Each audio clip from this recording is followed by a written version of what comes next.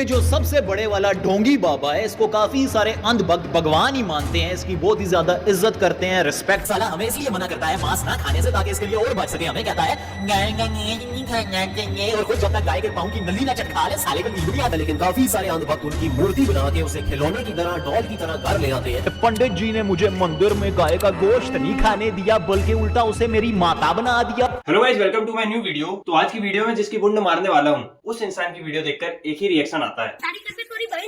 मतलब अगर आप पाकिस्तान में पैदा हुए हो और आपको फेमस होना है, तो दो ही तरीके से आप फेमस हो सकते हो। एक कि बाबर की तुलना विराट कोहली से कर दो, या दूसरा भारत में बैठे हिंदुओं के ऊपर गाली गलौज कर दो। भली ऑडियंस प्यार देके ना जाए, लेकिन गाली तो देके जरूर जाएगी। पश्चिम बंगाल में ईद की नमाज पढ़ने नहीं दिया, मेरी ईद उन्होंने खराब की, तो मैंने देखा कि मंदिर का दरवाजा मेरे लिए खुला है और पूरे सम्मान के साथ खुला है, तो मैंने नवरात्रि मना ली। और नवरात्र में जिस हिसाब से बेटियों की पूजा की जा रही है, अब ये तो वही बात होगी कि पंडित जी ने मुझे मंदिर में गाय का गोश्त नहीं खाने दिया, बल्कि उल्टा उसे मेरी माता बना दिया। मतलब कोई सेंस है इस बात का? कहा वो लड़की नवरात्रि की बात कर रही है और ये गाय का मांस बीच में ला दे रहा है। और जाहिल, तेरे को गाय का मांस खाने से इतनी ही खुशी मिल रही है ना, तो एक सेकंड को तू खा ले, लेकिन उसको खाने के लिए रोटी कहाँ से लाएगा? वो तो तुम पे है ही ना।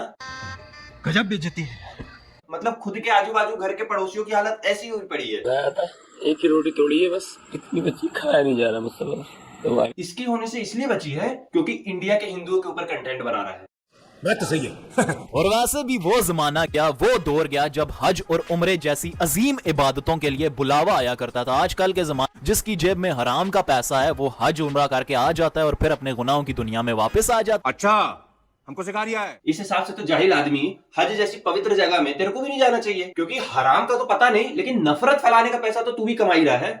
बात तो सही है। इन्हीं जैसे जाहिलों की वजह से पाकिस्तान बहुत तेजी से तरक्की कर रहा है तालिबान बनने के लिए। इन्होंने वक्त बदल दिया, जज्बात बदल दिए, जिंदगी बदल दी। मतलब अमेरिका और पाकिस्तान में एक ही डिफरेंस है कि अमेरिका दूसरे देश के नागरिकों को वीजा देने में 4 बार सोचता है कि दें कि ना दे, और इस देश में नागरिक जाने के लिए 4 बार सोचता है कि इस देश के लिए वीजा अप्लाई करें कि ना करें।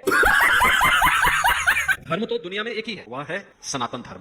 बाकी धर्म नहीं है, मत है। अबे टकले, ये मत और फत तू अपने ही को बोल, समझा? खबरदार, दूसरों के रिलीजन या मजहब को तूने ऐसा बोला तो तेरा कोई धर्म या दीन ईमान है भी? अबे टकले, तू तो अपने फायदे के लिए अपनी अम्मा को भी बेच के खा जाए। तुम अंधभक्तों को मैं बता रहा हूँ, अगर इंडिया में मेजॉरिटी में मुसलमान होते ना, तो इस टकले के सर पे टोपी होती और हाथ में तस्बीह होती, और ये तुम अंधभक्तों की माता को ज़िबा करके, अबे गाय को ज़िबा करके इसका बीफ बना के खुले में बांट रहा होता और खुद भी खा। मतलब मेरे को नहीं लगता कि इंडिया में कोई भी कंटेंट क्रिएटर किसी भी धर्म या पॉलिटिशियन के लिए इस भाषा का प्रयोग करे और यूट्यूब उसको अपने प्लेटफॉर्म पर रखे रहे। मेरे को लगता है इस देश के लिए यूट्यूब ने कोई रूल्स एंड रेगुलेशन नहीं बनाया, क्योंकि यूट्यूब को भी बड़े अच्छे से पता है कि इस देश से तो आतंकवादी पनपते हैं, यूट्यूबर कहां से पनप जाएंगे। Emotional damage. अस्सलाम वालेकुम वरहमतुल्लाहि वबरकातुहू। सबसे पहले आप इस वीडियो को देखिए। मुझे लगता था कि अंधभक्ति की भी एक लिमिट होती है, लेकिन इस कपल ने मुझे गलत साबित कर दिया। ये जो आप मूर्ति देख रहे हैं, डॉल देख रहे हैं, गुड़िया देख रहे हैं, कुछ भी कह लो, इसका नाम है लड्डू गोपाल। लड्डू गोपाल एक दुनिया का नाम है, लेकिन काफी सारे अंधभक्त उनकी मूर्ति बनाते हैं, उसे खिलौने की तरह, डॉल की तरह घर ले आते हैं और उसका ख्याल रखते हैं, और मानो या ना मानो उसे खाना खिलाते हैं। मतलब इस इंसान को रोज सुबह आईने के सामने खड़े होना चाहिए और बोलना चाहिए अब्बू आ थू। मतलब इस बात के काउंटर तो कई हैं, पर क्या है कि एक आदमी इस धर्म का उस धर्म को फालतू बोले, दूसरे धर्म का इस धर्म को फालतू बोले, तो कोई सेंस नहीं बनता इन बातों का। और वैसे भी पाकिस्तान में हर 100 एजुकेशनल इंस्टीट्यूट में से 90 तो मदरसे ही होंगे, तो वहां से पढ़े लिखे बच्चों से आप क्या ही एक्सपेक्ट कर लोगे? तू समझा? नहीं, तू समझा नहीं। इस समय अपने देश के मदरसों को कुछ भी नहीं बोल रहा, बात को गलत डायरेक्शन में मत ले जाना। अगर तो तुम अपने इस जिस्म को सेहतमंद करना चाहते हो, खूबसूरत बनाना चाहते हो, तो मैं तुम्हें कुरान पाक की एक आयत बताने वाला हूँ। इस आयत को 21 दिन तक 41 मरतबा पढ़ना है। वैसा बताश तुम जबारीन, और 41 दिन के अंदर अंदर तुम शिफा देखोगे और अल्लाह पाक के लिए शुक्राने के नफल अदा। मतलब अब नहीं खाना पड़ेगा क्या गाय का मांस बॉडी बनाने के लिए? मतलब भाई ने न्यू टेक्नोलॉजी निकाली है MIT से पढ़ के। MIT मतलब मदरसा इंस्टीट्यूट ऑफ टेक्नोलॉजी। अगर अल्लाह पाक के कुरान और हनुमान चालीसा पढ़ने से बॉडी बनने लगती ना, कर दो तुम भी मुर्गे और बकरे से प्रोटीन लेना। बात तो सही है। अबे तुम्हारे पाकिस्तान में भी लोग सनस्क्रीन यूज करते हैं? ये तो लेटेस्ट न्यूज़ है। मतलब साले सनस्क्रीन के साथ साथ खास बचपन में पढ़ाई भी अफोर्ड कर ली होती। मतलब दूर दूर तक कहीं धूप नहीं है, लेकिन भाई को दिखाना है कि हमारे पास भी सनस्क्रीन है। अगर तो आपके ये बाल बहुत ही ज्यादा, हद से भी ज्यादा झड़ते हैं ना, तो इनके पीछे 2 वजूहत हो सकती है। एक, या तो आपको किसी की बहुत ही बुरी गंदी वाली नजर लगी है, या फिर किसी ने आपके बालों के सहारे आप पर जादू किया। इन दोनों सूरतों में जो सबसे बड़ा सिम्टम होता है वो है बालों का बहुत ही ज्यादा झड़। मतलब हिप्पोक्रेसी की भी सीमा होती है। हिंदू मूर्ति पूजा कर ले तो उससे भाई को प्रॉब्लम है, लेकिन भाई MIT जैसे इंस्टीट्यूट में पढ़ के 21वीं सदी में भी यही रिसर्च कर पाया है कि बालों के झड़ने की वजह नजर है। और नजर से बचने का तो बड़ा सिंपल सा उपाय है कि पाकिस्तान में औरत के अलावा मर्द भी बुर्के ही पहनने लगे।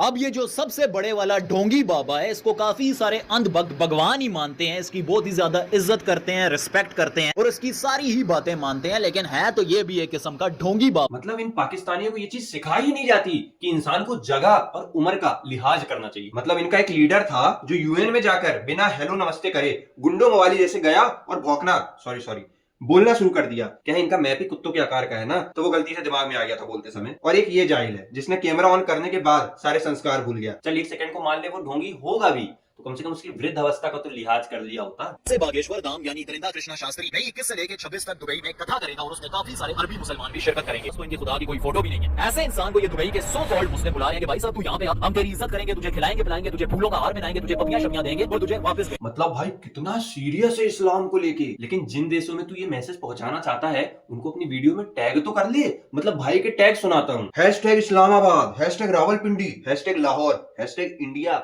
दिल्ली, मुंबई। चूतियों को भी बड़े अच्छे से पता है कि पाकिस्तान से प्यार मिले चाहे ना मिले, इंडिया से हेट जरूर मिलेगा। तो जो भी मिल रहा है कम से कम उसी को रख लो। कुछ लोगों का आचार विचार कुत्ते की तरह होता है जो देखते ही बस भौंकना स्टार्ट कर देते हैं। वाली बात ये थी कि इस लड़की की इतनी मनहूस और वाहियात शक्ल थी कि मैं आपको बता भी नहीं सकता, लेकिन इसको इतने ज्यादा लाइक्स और फॉलोअर्स सिर्फ इसलिए मिल रहे थे क्योंकि ये सब वाहियात हरकतें ये हिजाब पहन के कर रही है। और तू क्या कर रहा है बे?